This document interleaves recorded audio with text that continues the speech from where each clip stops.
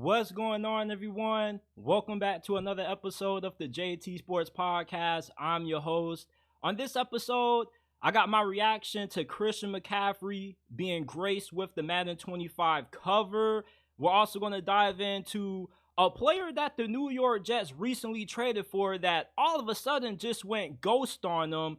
I got a recruiting update on Alabama. They're scorching hot right now. I thought they said Kalen DeBoer wasn't going to be able to recruit. Well, he continues to prove the naysayers wrong. I got a bad feeling about the Miami Dolphins going into this season, man. I don't know what it is, but something just doesn't feel right about those boys down in South Florida. We also got to talk about USC because a lot has been made about the Trojans as they go into their first season of Big 10 play. Many people feel they're not going to do good. They're going to struggle with the physicality of the Big 10. But there are changes that Lincoln Riley has made this offseason that nobody seems to have taken notice to. So I got to point them out for you guys. Colorado, they actually have a good chance to win the Big 12 this year. And I'm going to explain why it's not crazy to believe that. And Pittsburgh Steelers fans are severely overrating Russell Wilson. They are caught in the nostalgia that is Russ. And at this point, I don't ever think we're going to see the same version of Seattle that Steelers fans are hoping shows up this year. Before you dive into it, here's a quick word from our partner, Mint Mobile. Does it piss you off how much you pay for your monthly phone bill? Why are you getting frustrated when our partner Mint Mobile has plans as low as $15 a month that give you unlimited talk and text on the nation's largest 5G network? Stop getting frustrated with how much you spend on your monthly phone bill and go to trymintmobile.com/JTsports and description and pin comment down below to get access to premium wireless for only $15 a month. That's only $15 a month. Switching to Mint is easy. It only takes 15 minutes to do. If you're pissed off with how much you pay for your monthly phone bill, switch to Mint Mobile today and go to trymintmobile.com/JTsports in description and pin comment down below to get premium wireless for only $15 a month. Stop getting upset with how much you spend on your monthly phone bill and switch to Mint Mobile today. Christian McCaffrey is going to be gracing the cover of Madden 25. He has been selected as the cover athlete for this year's game. And he looks really nice on the cover, bro. I'm not even going to hold you. I'm looking at this thing right now. And I'm really happy to see Christian McCaffrey being selected because it's been a while since we last saw a running back on Madden. I think the last running back that was on the cover was who? Peyton Hillis with the Cleveland Browns. That's an OG name for those of you guys that have been following the league for a long time. Y'all remember the crazy insanity run that he had when he was on the cover. And even though I haven't played Madden in a couple of years because the game sucks and I'm probably not going to buy it this year, it's always good to see the running back position getting the praise that it deserves because it's been the most underrated position in the NFL. It's kind of gotten a bad rap over the last couple of years because how easy it is to replace. But it's hard to find a Christian McCaffrey. He's one of the best football players that we've seen in the last decade. My only concern with him being on the cover is that, they have something called the Madden curse. And out of all the players who I wouldn't want to see on this thing, he definitely would be on the top of the list because he has the injury-prone label. He stayed healthy last season, but with him being on Madden 25, I don't know how to feel about this.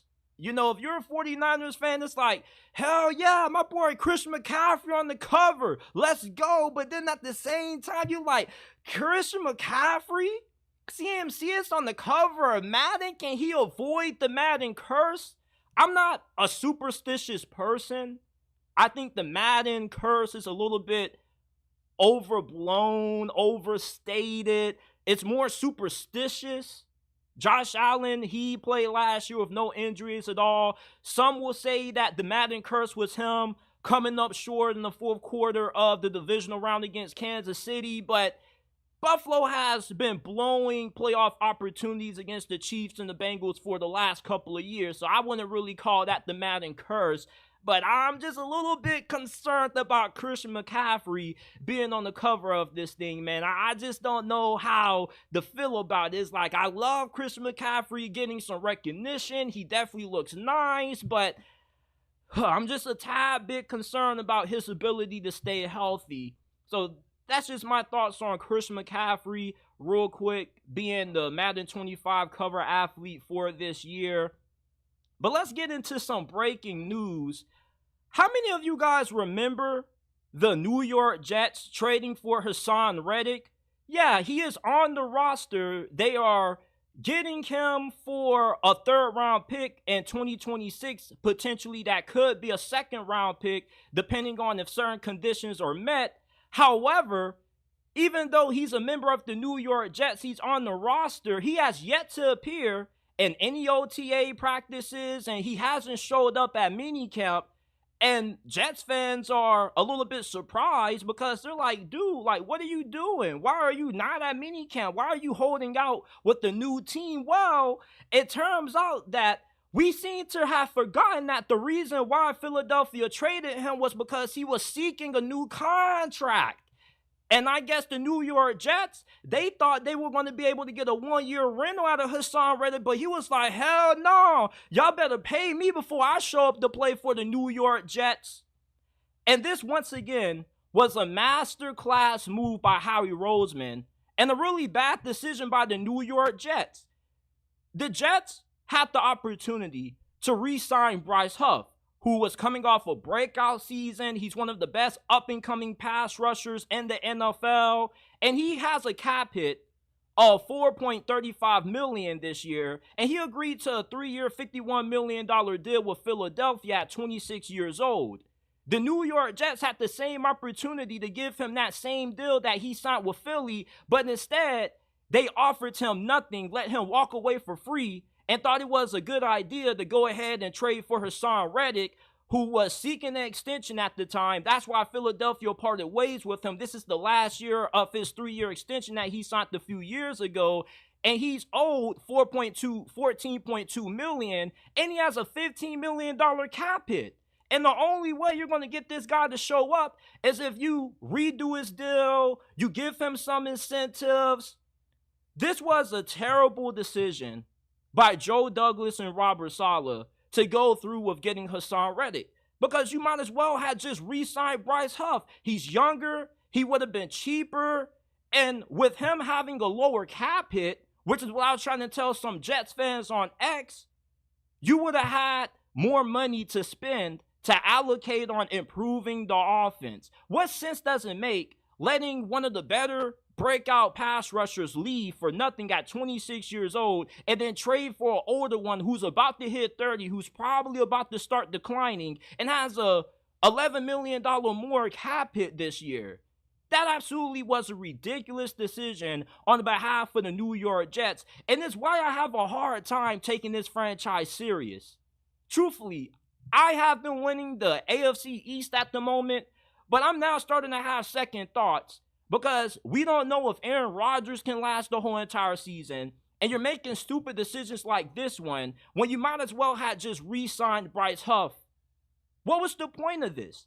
Where is Hassan Reddick? Is he going to show up? It depends on if Joe Douglas and the front office can get a new deal worked out with him.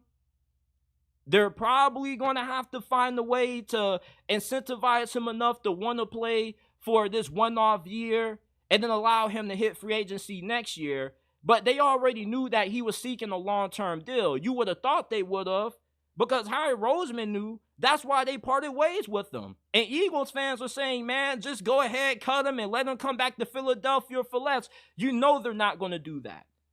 And it's not like you're giving up a late-round pick for him. You're giving up a third-round, potentially a second-round pick. That's a starter.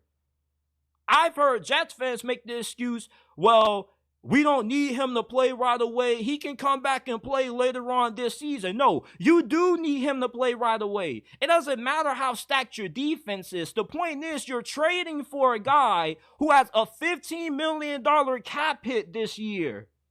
What's the point of taking that large of a cap hit for a guy who you're not going to have until potentially late in the season, because he doesn't want to miss out on any more money this year.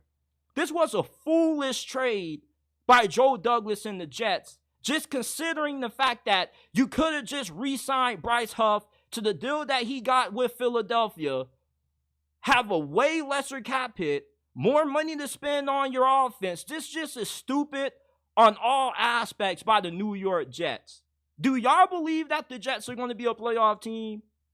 I do, but I'm still fighting myself to stamp it because I still don't really believe it. I believe in Aaron Rodgers, but the rest of his organization around him just seems to be incompetent. I really don't know about the New York Jets this year, man. He doesn't appear to be letting up. The only way he's going to show up is if he gets a new deal, and I wouldn't be surprised if he does end up taking this holdout into the season. He's not willing to take a risk. You got to remember also that he's 29, about to be 30 years old. This is going to be the last big-time contract he's possibly going to be able to get with him hitting this age threshold, because once players in the NFL hit 30, you're seen as a senior citizen pretty much. This is his last time to cash out big, and if I was the New York Jets, I would have no choice but to do everything possible to get him playing and get him back on that field, bro, because you already gave up the assets to get him, and he has way too big of a cap hit for him not to be ready for you week one. If you're Robert Saleh and Joe Douglas, your jobs are on the line. You should want to have all of your best assets on the field as soon as you have to play the 49ers opening week. I get that the Jets are pretty deep on defense, but if you had so much depth with guys like Will McDonald and Jermaine Johnson, why the hell would you trade for Hassan Reddick then? Or why would you just not re-sign Bryce Huff? I just don't know with the New York Jets, dog. I really don't understand some of the decisions this front office makes sometimes. It's just really befuddling to me. It really is. We got another Alabama recruiting update. The last time we talked about Alabama recruiting, Kalen DeBoer and the Crimson Tide had the 8th best recruiting class for 2025. Well, a week later, they've moved up to number 3 because they got a big-time commitment from modern-day corner Chuck McDonald, 4-star. He has NFL size. He's 6 foot, 190 pounds. USC fans were really upset about this, man. There was one USC fan on X who added Matt Leinart, and he was like, dog, what's going on with the USC and modern-day pipeline? We used to always get the top modern-day prospects. Now they decide to go out the state and play for Alabama? Yeah, people, that's what happens when your program has been down for a while and you struggle to put defensive players on that side of the ball into the league. Kalen DeBoer continues to silence the naysayers.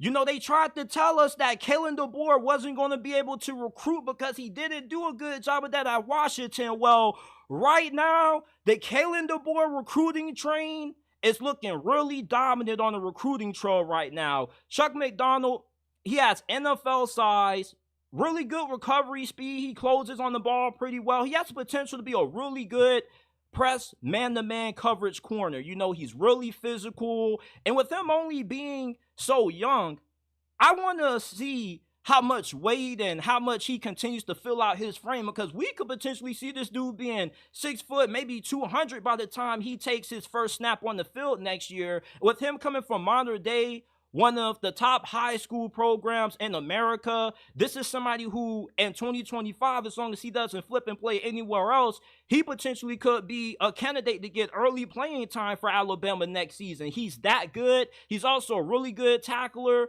which is something that you don't really see out of a lot of cornerbacks in today's age and football. A lot of these guys are scared to tackle. They don't want to get their hands dirty, but this was a big-time pickup for him. This also wasn't the only recruit that they recently got. They got their first offensive lineman commit of this class, and Michael Carroll, 4-star interior offensive lineman out of Pennsylvania. He still has some visits set up with Michigan and Penn State, which his dad played for.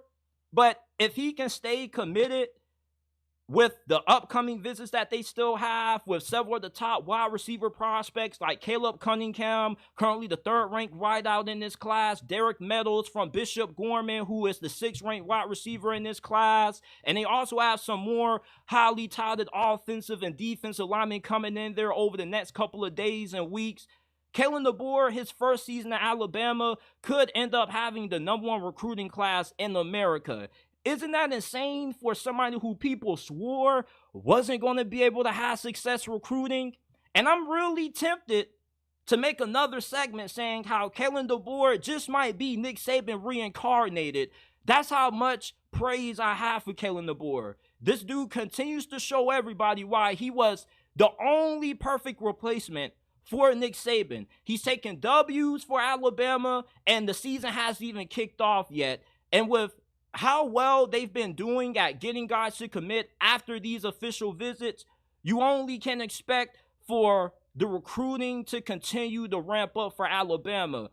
There's going to be haters out there that's going to tell you it's just June, JT. Yeah, it's June 11, 2024 right now, and none of these guys are officially part of the Crimson Tide until they sign on the dotted line. But you got to feel pretty good about Alabama's chances of being able to secure a top 3 class right now, because I only expect these recruits to keep floating in.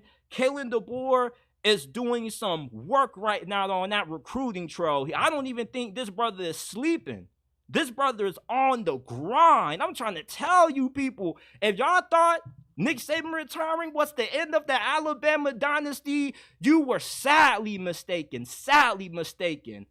I'm a big fan of Kalen DeBoer. I don't even cover recruiting like that, but I'm only covering recruiting for Alabama because I'm just so invested in seeing Kalen DeBoer dominate. This is my favorite head coach in college football right now. I've been watching Kalen DeBoer ever since his first year at Washington, only because I love watching Pac-12 at dark or Pac-12 after dark. I'm just that much of a football fanatic. I just got to get football in whenever I can. So that's why I love covering Alabama football under the new era of Kalen DeBoer. I've always been such a big fan of this dude, and I'm really happy to see him shutting up the doubters. Shout out to everybody in the chat, man. Before we move on, hit that like button, subscribe to the channel. We're talking college football, NFL daily. Shout out to my guy, Panthers Prime Podcast. What's up, my dude? Shout out K. Roan. So sad DeBoer left UW, but he's going to do great things with the Crimson Tide. My guy M. Spark says, nice cap, JT. I appreciate it. Some of y'all been asking, like, can you get some of these for sale? Like, I don't know yet. I'm trying to figure out how to get like a little shop going, and the people I got this from, they kind of took a long time with my order, so I'm trying to figure out how to get the cap going. Shout out to my guy Kate Roan with the $4.99 donation, man. I appreciate you. I appreciate you always supporting the content, man. Shout out everybody in the chat, man. Shout out everybody. I believe that Pittsburgh Steelers fans are too stuck in the Russell Wilson nostalgia to realize that this dude is not good anymore. I get that he's a former Super Bowl champion. He's one of the best quarterbacks of the 2010s. But you got to judge people for who they are and not judge people for what they used to be. You want to know the #1 reasons why a lot of marriages are ending in divorces now? Because the person who people think they're marrying ends up changing into a person that they didn't intend to marry. People change. People get better over time, and some people get worse over time. And that's the case with Russell Wilson. Russell Wilson is 35 years old, and he's only getting worse. And I hate having to remind people this, but this dude was bad enough that the Denver Broncos were willing to take the NFL's largest dead cap hit in history to get rid of him. And this was with Sean Payton, the same dude who his final season in New Orleans had Jameis Winston playing efficient football. He's the only head coach who's been able to win with Jameis Winston. He was 5-1 at one point before Jameis went down with that season-ending injury his final season in New Orleans, and yet he still was able to get a winning record out of the Saints with Taysom Hill and Trevor Siemian at quarterback. So I'm definitely not finna act like Sean Payton was the reason why Russell Wilson failed in Denver. Sean Payton had to change his system around Russell Wilson because Russell Wilson struggles to throw the ball accurately in the middle of the field. His playing style has been all about getting outside the pocket, improvising, making all these wild throws downfield, using his athleticism to escape defensive linemen. But at his age, he doesn't have that same athletic ability to be able to make guys miss. He doesn't have the same elusiveness. Athleticism is a large part of Russell Wilson's game. Without that, he's not the same quarterback that you saw in Seattle, which means that he has to become a better pocket passer, something that Russell Wilson has never been known for. That's why he failed in Denver. You can say that Russell Wilson is walking into a better situation in Pittsburgh, but it's not as if Denver was a terrible situation neither. It was a way better situation than what he had with Nathaniel Hackett. The offensive line was pretty solid. It's just that Russell Wilson, with him running around, trying to make things happen, missing open receivers on easy slants and out routes, being unable to be effective in the quick passing game. There were a lot of sacks that Russell Wilson took that was self-imposed because he took too long to get the ball out and he tried to do too much. That's why Sean Payton got tired of his ass and benched him the final couple of games of the season. And now he comes to Pittsburgh, and Steelers fans think that Mike Tomlin is going to be able to get a little bit of juice out of this dude, and he's going to be able to rewind the clock back to 2015 and 2016. Those days are over. And with Arthur Smith's system, I don't see Russell Wilson being a good fit. In Arthur Smith's system, which is predicated on the play-action pass, you have to be able to throw in the middle of the field. Russell Wilson is scared to throw in the middle of the field. There also were plenty of times when he had guys wide open downfield, but he didn't want to take the chance to throw the ball downfield because he'd rather take the check down instead. What you're getting out of Russell Wilson this season is 2020 Ben Roethlisberger. Remember that? When Big Ben could only throw quick outs, drags, bubble screens, and slants. That's the same offense we could be seeing the Pittsburgh Steelers run with this year under Russell Wilson. When you get Russell Wilson as your quarterback, he's not one of those dudes who you just plug and play. You have to run the Russell Wilson offense. And the Russell Wilson offense, with the current stage that he's in of his career, doesn't win you a lot of football games. Miss me with the, JT, he had great stats. Oh, he had more touchdowns than Matthew Stafford, Jalen Hurts, and Lamar Jackson. Who cares about the stats? The stats lie. The stats would tell you that Russell Wilson was better than Matthew Stafford, Lamar, and Jalen Hurts last season, but who's a better quarterback? If the Steelers had a chance to pick between Russell Wilson, Matthew Stafford, Jalen Hurts, and Lamar, I guarantee you they wouldn't even be looking Russell Wilson's direction. If Russell Wilson was as good as Steelers fans think he can be this season, why is he playing on a veteran minimum? And why didn't nobody else but the New York Giants want him on his team? You can call me a hater, but I call myself being a realist, and I'm not about to buy into the off-season overly optimistic syndrome that Steelers fans are trying to sell me on. If Russell Wilson was good, I guarantee you he would still be the starting quarterback for the Denver Broncos. He was paid to play like an elite quarterback. So it doesn't matter if you felt like he didn't have a good situation, because when you get that kind of money, you are expected to elevate your team. And if you can't make it work with one of the greatest offensive minds in the history of this game, which, by the way, I would like to reiterate, he was able to have Jameis Winston playing efficient football his last season in New Orleans. If Sean Payton could be 5-1 with Jameis Winston, you mean to tell me that he was the reason Russell Wilson didn't work out? Why do we keep having to settle for below average quarterback play? Why do the Steelers continue to experiment with these has-beens at quarterback? We went from Big Ben, a future first ballot Hall of Famer, to Mitch Trubisky and Kenny Small Hands Pickett. And I told you guys that I didn't have confidence in neither one of those dudes, but y'all called me a hater though.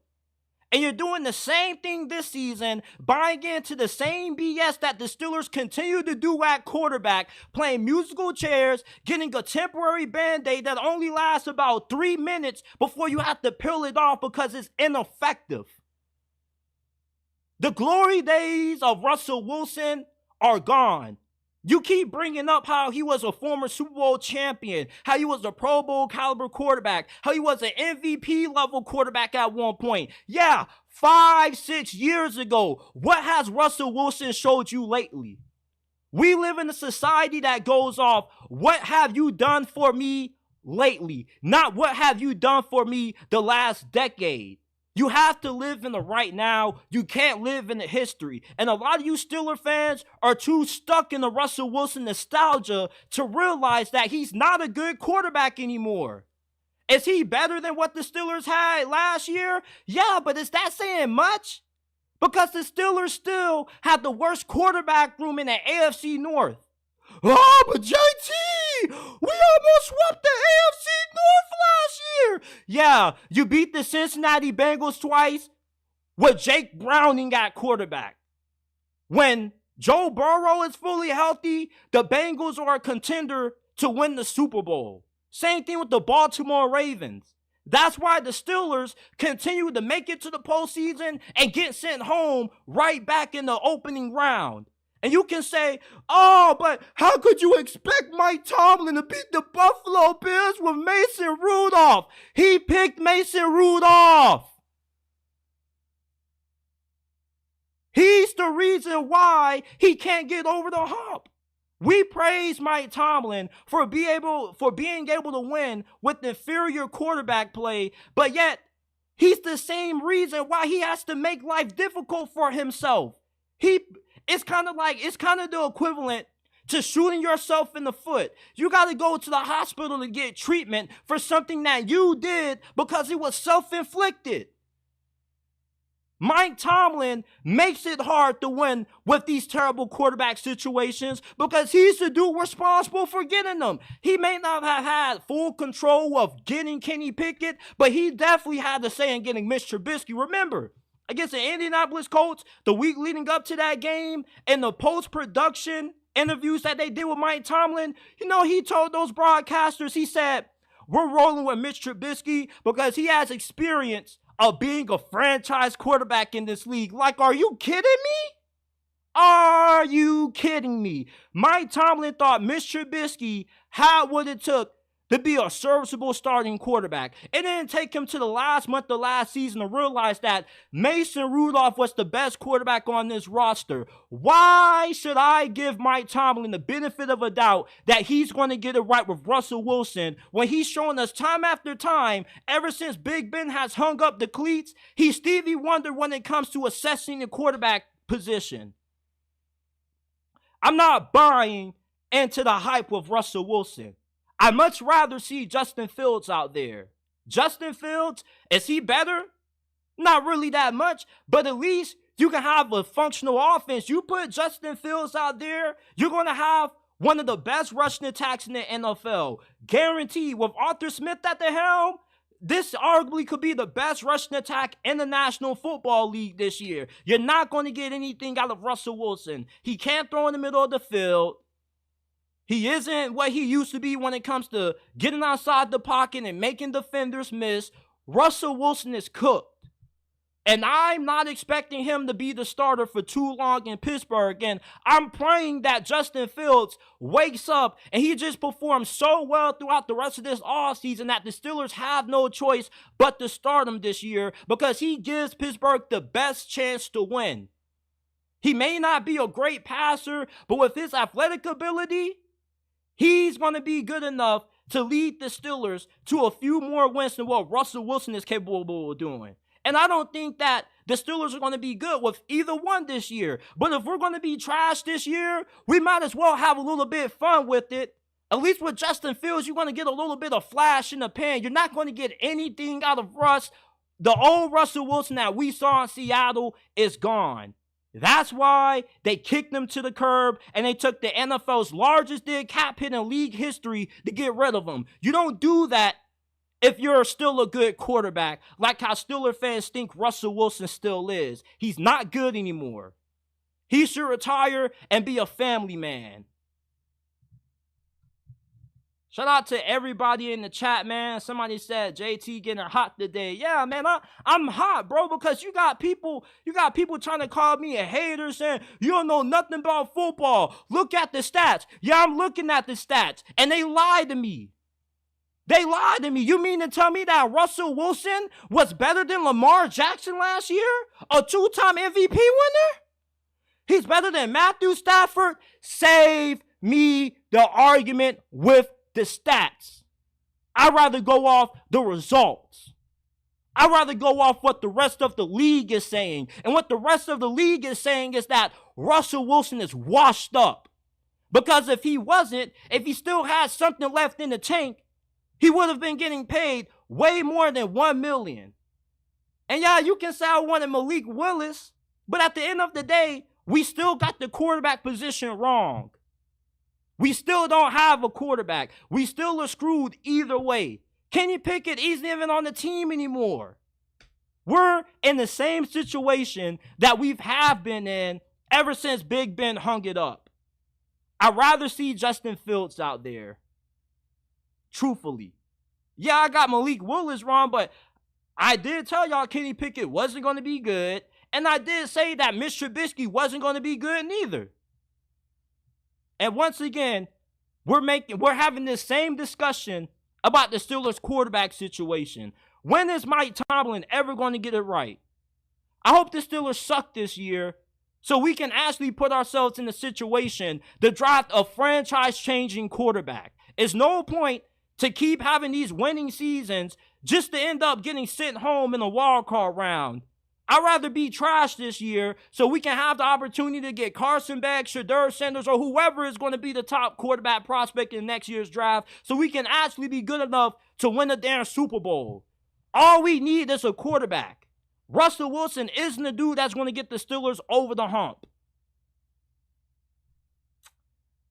Yeah, bro, a lot of people in the comment section saying it's hot out here. Yeah, it is hot, man. This that Florida heat. That Florida humidity, bro. I'm on one today. You know, before I went live, I told myself I felt like this was going to be a really good live stream. You know, I took a long time to prepare. I've been doing my research. You know, I knew this was going to be a really good show, man. I'm feeling really good. Let's keep it going. USC has been the punching bag for many critics and doubters. They're questioning Lincoln Riley's defense. They're saying that the Trojans, being the West Coast team, making the transition from the weak Pac-12 to the big physical Big 10, they are not going to be able to have a lot of success with the brand of football that Lincoln Riley is known for. But what people are overlooking are the changes that Lincoln Riley has made to prepare his football team for the Big 10 this year. For all you people that keep saying, Lincoln Riley doesn't know defense, he'll never get it right. How can you say that when he's only had one defensive coordinator his whole entire coaching career, that being Alex Grinch, who arguably was the worst defensive coordinator in college football last season? He got fired, and you know who Lincoln Riley replaced him with? DeAnton Lynn, who has an NFL pedigree. His dad, Anthony Lynn, coached for the Los Angeles Chargers. And in one season as a defensive coordinator for UCLA, at the opposition right down the street, he took that defense from one of the worst in college football to a top 15 unit in the span of 1 year. Lincoln Riley also revamped the whole entire defensive coaching staff. You bring in Doug Belk to be your secondary coach. The past 5 years, he's been the defensive coordinator / co-DC at the University of Houston. He has coached 5 NFL draft picks, 5 first-team all AAC selections, 2 first-team all Big 12 selections. And in 2021, under Doug Bell as the defensive coordinator, Houston had one of college football's best pass defenses. They allowed 194 passing yards per game, which was 18th in the country. They were 5th in sacks, and their defense ranked top 20 in points per game allowed. They were 6th in yards per game allowed, and overall, they were 11th in total defense. And after that season, he was a finalist for the Jim Bortles Award. To get Doug Belk was a huge steal for Lincoln Riley because he's one of the best assistant coaches in America. And you mean to tell me that he didn't improve the defensive staff when you have somebody who was a finalist for the Jim Bortles Award a few years ago? What about getting the former head coach of North Dakota State, the powerhouse of the FCS? Yeah, he has Mike Entz as his assistant head coach and linebackers coach. He was able to say, man, like, why are you coaching at North Dakota State? Leave them and come be on my defensive staff as assistant head coach and a linebackers coach. In his past 5 years as the head coach for the Bisons, he led them to 2 FCS national championship wins, and he had a 60-10 record, and he was a 2-time FCS coach of the year. This is somebody who possibly could end up being a head coach in the next couple of years. You get Eric Henderson, who has an NFL pedigree. He spent the last couple of years as the Los Angeles Rams defensive lines coach. Last year, the LA Rams had a top 10 defensive line. They were really good against the run. They also were really good at getting pressure on the quarterback, and he's been really good when it comes to developing the young defensive linemen that he had to work with the LA Rams. Remember Kobe Turner? He was a big reason why Kobe Turner had the rookie season that he had. And not to mention, he also spent time under Deanna Lynn's dad when he was the head coach of the Los Angeles Chargers. So you have 2 head coaches, right, and Lincoln Riley, and you got Mike Entz on the staff, who's going to be working on the defensive side of the ball. And you also have Doug Belk, who's a Jim Bortles Award winner. You can't tell me that Lincoln Riley hasn't made necessary changes to improve this defense. What about Sean Nua, who enters his 3rd season with the Trojans program? He was a semifinalist for the Jim Bortles Award back in 2022, and he also spent time working in the Big 10 for Michigan from 2019 to 2021, but yet Lincoln Riley isn't prepared for the Big 10, though, but he has several coaches on his staff who have experience coaching in that conference and have NFL pedigrees. But Lincoln Riley and USC aren't ready for the physicality of the Big 10, right? How about at the start of this offseason when Lincoln Riley said that USC was going to be committed to getting bigger in the trenches, especially with their defensive line? Did you know that since the start of their offseason program, their defensive line has gained a combined total of 340 pounds? They're on a new nutrition plan. They're eating right. They got a new diet. Their strength and conditioning coach, Benny Wiley, has them pushing more weight with their new weight gain initiative. And the thing that USC is doing to incentivize these players to gain weight is that you're going to get punishment at having to push some plates if you aren't gaining the necessary weight that they're asking you to gain. USC is getting bigger up front. They're getting more physical. This is not going to be the same USC team that we've seen the last couple of years out of Alex Grinch. Alex Grinch, do you know what his philosophy was for his players on defense? He wanted his defense to be lighter and faster so every play looks like a blitz. And we saw how that planned out last year. Everybody was running willy-nilly over USC's defense. They were soft and lacked physicality. Lincoln Riley and these players, after last year concluded, they knew what had to be changed. They knew that they needed to get bigger and stronger. They needed to put more emphasis on gaining weight and hitting the weight room. And that's what they've been doing this offseason. But let the people in the national media tell it. Lincoln Riley isn't making no changes at all. Lincoln Riley is inept of getting the defense right, but he has assembled one of the best defensive staffs in America. Doug Belk is a former finalist for the Jim Bortles Award, which gets awarded to the top assistant coach in college football, and he's one of the top 40 best assistants in college football. But I never hear anybody mention that when it comes to USC. I never hear anybody mention them getting in North Dakota State's former head coach in Mike Entz. If you are saying that USC hasn't made the changes necessary to prepare for the Big 10, you're severely misinformed. Lincoln Riley is trying to get it right. You can't say that he can't get it right when he's only had one defensive coordinator throughout his tenure. He's gone now. If USC would have had a top 70 defense last year, they would have been a 9-10 win team potentially. You keep saying that they're not ready for the physical Big Ten conference. But yet, this is the same conference that has only had 3 teams that have mattered for over the last 5 years. You mean to tell me that James Franklin is going to work Lincoln Riley? Yeah, I doubt that. I'd rather put my money on USC beating Penn State before I ever put my money on little game James Franklin being able to win a big-time game. This is the same conference that allowed Iowa to make it to the Big Ten title game, having a defense that scored more points than their offense. Pathetic. This is the most overrated conference in college football, and it's been that way for the last 3 years. You got Oregon, USC, Washington coming into that thing, and they're going to be way better than what people expect because there's just a giant misconception that these West Coast teams are soft and they just don't have what it takes to match the physicality of the Big Ten.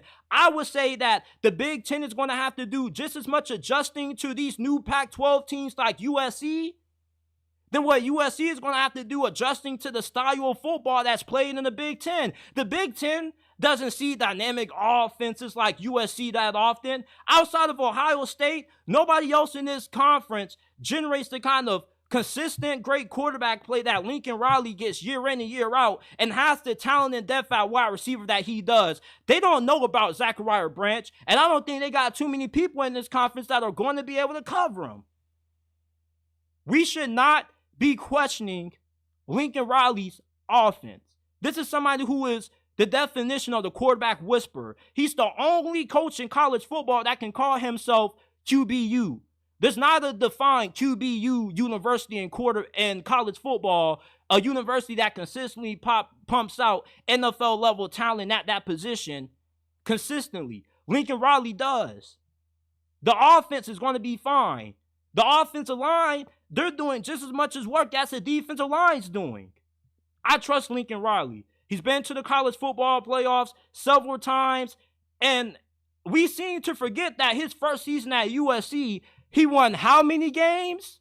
Tell me how many games Lincoln Riley won. I'll do it for you. 11. And yet we're questioning and we're disrespecting this dude, and we're not even going to talk about the changes that he's made on his defensive coaching staff. How disrespectful and ignorant can we be to this man? If you're going to talk down on USC, can we at least talk about the changes that he's made? Can we at least not give the full credit for bringing in one of the top defensive staffs in America? And these just aren't anybody. Doug Belk was one of the best assistant coaches in college football. He was a finalist for the Jim Boyles Award. Mike Entz was 60-10 and is a 2-time FCS National Championship winning coach at North Dakota State. I just wanted to take some time to highlight the changes that Lincoln Riley has made this offseason to prepare USC for Big Ten play. The next thing I want to talk about is this. The Miami Dolphins this year, they got a huge problem. All right. I believe Miami is in a really bad situation going into this year. They just feel really weird to me because you replace Vic Fangio with Anthony Weaver, who outside of his lone season being the defensive coordinator for the Houston Texans, which that season didn't go right, there's not really a lot about this dude to show that he's going to be an upgrade over Vic Fangio. And Vic Fangio's defense was the only thing that was keeping the Dolphins afloat when their offense was struggling to produce points against good opponents. The Dolphins had a 1-6 record against teams that had a record of 500 or better. They also scored 33 points per game against teams that didn't have a winning record, but yet anytime they played a playoff team, they went from averaging 33 points per game to only 12. I like Mike McDaniel as a coach, But anytime he goes up against good opponents, his play calling gets predictable. He gets one-dimensional on offense. All they do is target the middle of the field, and a lot of the teams play into stopping that. And then you look at the fact that they're not a physical football team. That's why they can't win late in December or in early January. Because when they go on the road and they have to play these cold weather games and they have to play a physical brand of football, they're unable to do so because they lack the talent up front needed. Their offensive line has been a problem for the last 3 years, and they still haven't got it right. As a matter of fact, they lost one of their starting offensive guards in free agency to the Carolina Panthers, along with Connor Williams, who was starting for them at center last year, and he tore his ACL. So your offensive line got worse, and it already was a pretty big issue for you, and you didn't improve that position outside of drafting Patrick Paul in this past year's NFL draft, who he most likely is going to end up replacing Teron Armstead because, yeah, he's one of the better offensive tackles in the league, but you only get this dude for about 8-10 games a season because for the other 7 weeks, he's out on IR injury reserve or he's injured. So your offensive tackle situation isn't good. You're not good on the interior. And the interior of your defensive line took a massive hit because you were unable to keep Christian Wilkins around. Christian Wilkins, anytime you lose a defensive tackle of his caliber, is not just somebody who you can just gloss over with and just say, oh yeah, we're going to be able to find a replacement for him. Do you know how hard it is to find defensive tackles that are as good all around as Christian Wilkins is? Not only was he a force against the run, but he also has improved as a pass rusher every single year he's been in the league. You lose one of the best interior D linemen in the NFL. You're not going to be able to make up for that with anybody else that you have on that team. Yeah, you got Bradley Chubb and Jalen Phillips coming back, but how good are these guys truly going to be under Anthony Weaver? We don't know how good he is as a defensive coach. The last time he called plays in Houston, it was a complete disaster. I look at Miami's schedule this year, and I can see this team missing the playoffs and winning only 7-8 games this year. Tua Tagovailoa, for as good as Dolphins fans make him out to be, he's the best quarterback since Dan Marino. He damn sure doesn't look like it when it's time against the Philadelphia Eagles. He didn't look good. He got outplayed by Josh Allen twice. Y'all remember when the Dolphins put 70 on the Denver Broncos? They only put 20 on the Buffalo Bills the following week and the blowout loss while the Buffalo Bills put 40 on them. What did they do against the Baltimore Ravens? The Baltimore Ravens hung a 50-piece on them. What about when they played Kansas City the 2 times they did? In the regular season, Tua didn't show up in that game. In the playoffs, he just didn't look like he showed up at all. But yet, Tua Tagovailoa deserves to be getting paid $50 million a year. And yet, we're saying Trevor Lawrence doesn't deserve to get paid $50 million a year, although Trevor Lawrence has won a playoff game. And what's ironic is that you know who we get to see square off week 1? It's the battle of the overrated quarterbacks. Tua versus Trevor Lawrence. Who deserves the $50 million? That should be the game to decide it. And I got my money on Trevor Lawrence. If the Dolphins had Trevor Lawrence or even Justin Herbert, yeah, I said it, Justin Herbert. I know a lot of you Dolphins fans get really upset when people mention Justin Herbert and Tua Tagovailoa in the same breath, but let's just be honest. Justin Herbert is a better quarterback than Tua. At least Justin Herbert shows up in big games. I would love to see what Justin Herbert would be able to do with a Mike McDaniel at head coach and throwing to Jalen Waddle and Tyreek Hill. Tua is a solid quarterback. But that's all he is, a solid quarterback. Having a solid quarterback isn't going to win you a Super Bowl. And you're going to continue to get the same results that you've been getting out of Tua the last couple of years. If he stays healthy, you may win 8 to 12 games, make it to the playoffs, maybe win the playoff game, but you're not going to go any further than the divisional round. Because can Tua beat Joe on the road in the playoffs? Hell no. He could even beat Patrick Mahomes in the wild card round, and I was betting people legit money that Miami was going to lose that game. Do you not know how many people believe Miami was going to beat Kansas City? Even in a down year, Miami couldn't even give Kansas City a competitive game. Joe Burrow went on the road and beat Patrick Mahomes in the playoffs in Arrowhead. Oh, my bad. I meant Burrowhead. I don't like Tua to beat Lamar Jackson or Josh Allen in the postseason either. Tua is a solid quarterback, but he's not an elite quarterback. And the Dolphins overall, they lack physicality. And when you look at Tua, he's the perfect embodiment of what the Dolphins are. A soft, unphysical football team that anytime they get matched up against a good team, they no-show. I could see this season turning out to be a disaster for Miami this year because you're about to give a lot of money to Tua Tagovailoa and you're going to be cap-strapped to 3 guys who are going to be making the majority of the money, taking a lot of money away from what you could potentially be allocating to improving other aspects of your team, such as the D-line and the offensive line. The offensive line, I don't want to hear any excuses from you Dolphins fans saying, Tua don't got this, Tua don't got that. When you're making $50 million a year, you are expected to overcome certain limitations. When you're paid like an elite quarterback, you got to be able to play like it. Joe Burrow took the Cincinnati Bengals to the Super Bowl with the similar situation that Tua had. Great receivers, 0 offensive line. He's the only quarterback in NFL history to win the playoff game being sacked 10 plus times in a playoff matchup. Why can't Tua do the same? If Joe Burrow can do it, Tua should be able to do it if he deserves that kind of money. He's the best quarterback since Dan Marino. He should be able to look a lot better than what he's looked the last couple of years. It really disgusts me how Dolphins fans put Dan Marino and Tua in the same discussion. How disrespectful to one of the best quarterbacks of his generation. Are you kidding me? Dan Marino and Tua?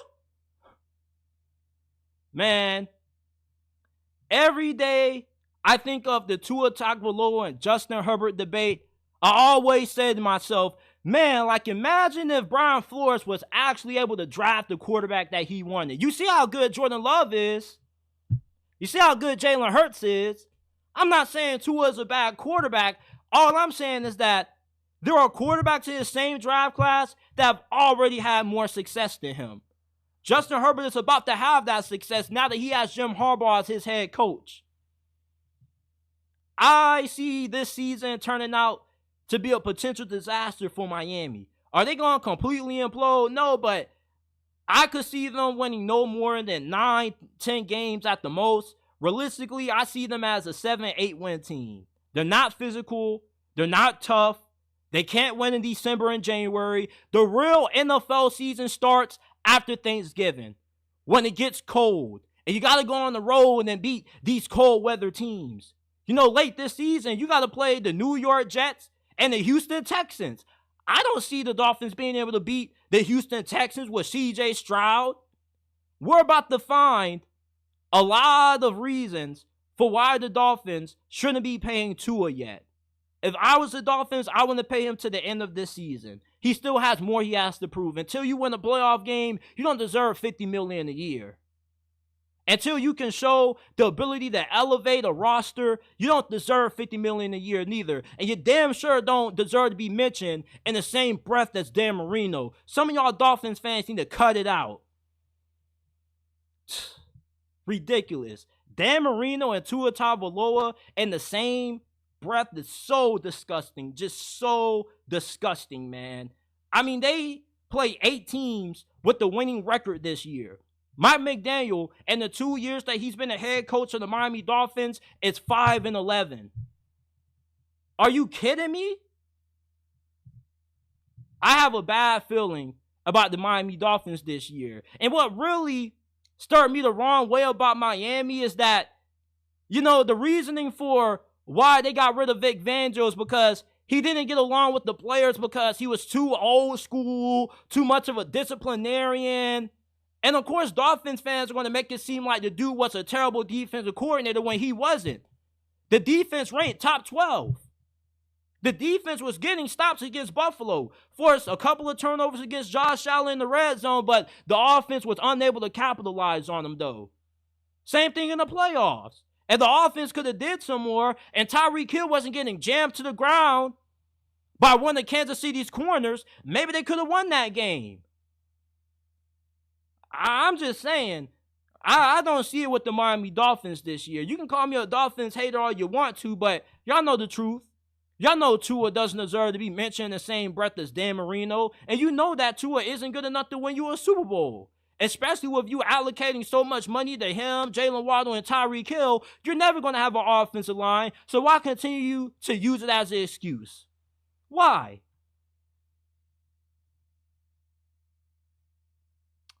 What more topics do we have on this episode, man? I got to make sure I hit on everything this episode. I don't want to leave no crumbs on the table.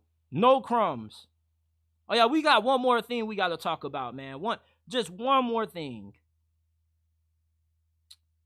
Before we get into it, hit that like button, subscribe to the channel. Remember, we are not just a YouTube channel. We are a podcast. You can find us on Apple, Spotify, Amazon, wherever you get your podcast from. The JT Sports Podcast is available in ideal format, man. Go ahead, give us a 5-star review. If you want to support the channel, the best way you can do so without having to give away any money, although we would appreciate donations, is by giving us a 5-star review on Apple and Spotify, man. We're trying to get on those sports podcasting charts, whatever they call them, and we got a long ways to go. So go ahead, help your brother out, give us a 5-star review. Give us a follow on Instagram at JTSports_ and on X at JTSports__. Shout out to everybody in the chat. Shout out to Still 43. The Chargers got a retool, though. The Chargers got Jim Harbaugh. They got Greg Roman. They got a good offensive line. They got a decent quarterback. One thing about Greg Roman, he going to have those boys running the football. He going to have that run game right. That's for sure. That's for sure. You heard Greg Roman when they first hired him. How you going to help out Justin Herbert? You heard what Greg Roman say. He said, man, can you imagine Justin Herbert with a great run game? How about that? I was like, yeah, Greg Roman definitely ain't changing. That's for sure.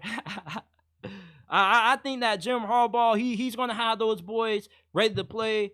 They're one of those teams that you can't judge by talent. You got to give them the benefit of a doubt because of the coaching. The last thing I want to get into is this. You know, people make it seem crazy if you believe Colorado can win the Big 12 this year, but if you believe Colorado can pull off one of the biggest stories in college football history of winning this conference, let me start that over. Run that back. You know, some people think it's crazy that Colorado has a shot to win the Big 12 title this year, but I think they got a legit chance of being able to win it all in the Big 12 this year. The Big 12 is nowhere as good as what the Pac-12 was last season. Last year, the Pac-12 went out with a bang. That's the best that conference has been in 10 years. Colorado, they won 4 games, which was a massive improvement for them only winning 1 game in 2022. And they lost 5 one-possession games. They sold against Stanford. They gave up 10 unanswered points in the fourth quarter when they lost to Arizona. But going into this season, though, this team is massively improved compared to what they were a year ago. And there isn't a big gap between Colorado and the rest of the other teams in the Big 12. As a matter of fact, there's not a talent gap at all. If anything, Colorado has a slight advantage over the rest of the Big 12 because they have a more talented roster.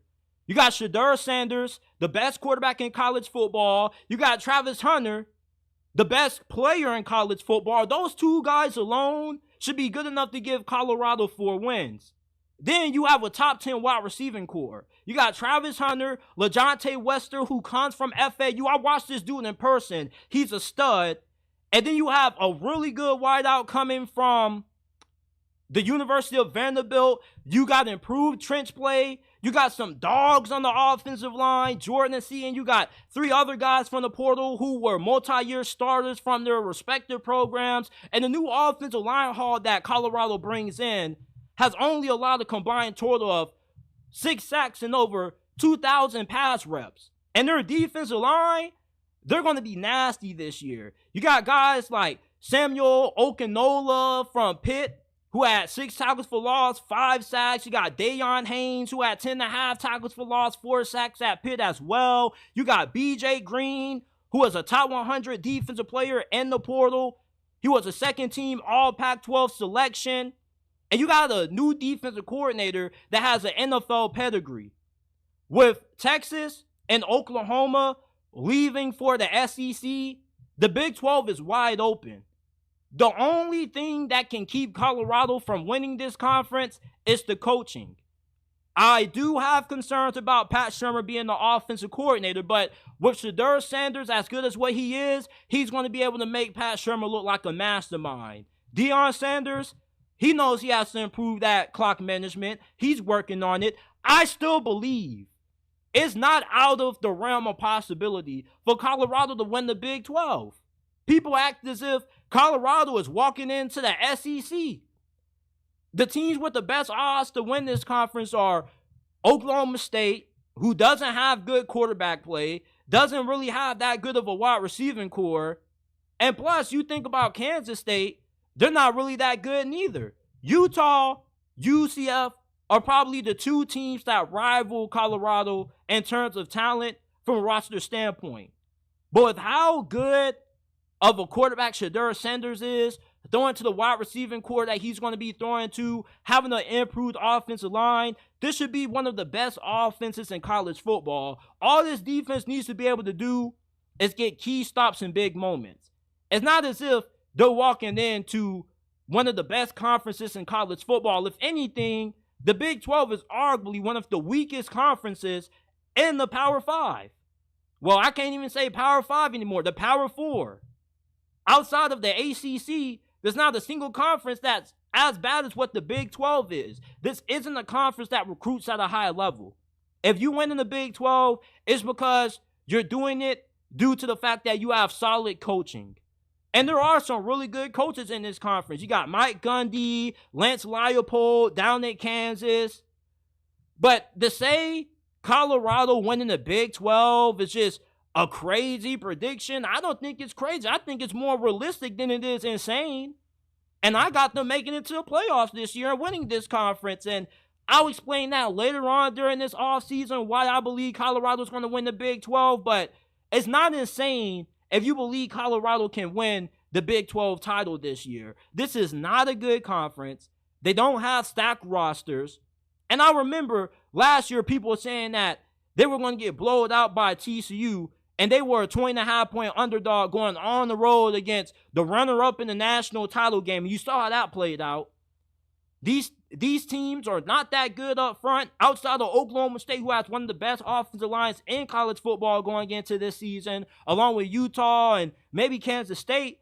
I mean, this isn't a conference that is going to be rostering Colorado to death like we saw when they played against Oregon and USC last year. Oregon State, UCLA, Oregon were all better teams than what the Big 12 has coming into this year. I expect Colorado to be way better than what they were in 2023. I expect them to win the Big 12 this year. You can call me crazy and saying all you want to, but this conference is not that tough, and the gap between Colorado and the Big 12 is about even. Colorado has a slight advantage. Got the best quarterback in college football with the best player in college football, Travis Hunter, an improved offensive line and defensive line, a top 10 wide receiving core. I believe there's a great chance that Colorado wins the Big 12 this season, and I don't think it's insane to say that. This is it for this episode of the JT Sports Podcast. I appreciate you guys for tuning in. If you enjoyed, hit that like button, subscribe to the channel. Remember, we are not just a YouTube channel, we are a podcast. You can find the audio episode of this version and all our previous episodes on Apple, Spotify, Amazon. Go ahead, give us a 5-star review. The links to the podcast are down in the description down below, or you can go to whichever podcasting service you like to use. Type in the JT Sports Podcast and it will pop up. Give us a 5-star review if you enjoyed. Follow us on Instagram at JT Sports _, at JT Sports __. Shout out to everybody in the chat. Shout out ET, Still 43, Kate Roan. My guy Karib says, so Michigan's defense can improve with a change in defensive coordinators, but USC's can't. I'm East Coast biased, but they're winning against West Coast football. Yeah, man, like, they're in for a rude reality check once USC comes into the Big 10 this year. But I appreciate you guys. I won't be going live tomorrow. I'm going to be doing some off live recordings. I'm going to be doing an AFC West offensive preview, but I'll probably end up going live around Thursday or Friday. There's a few segments that I want to do that I got to create some graphics for, and it's going to take a little bit of time to make, so expect me to be popping up back live around Thursday, Friday afternoon. But shout out to everybody in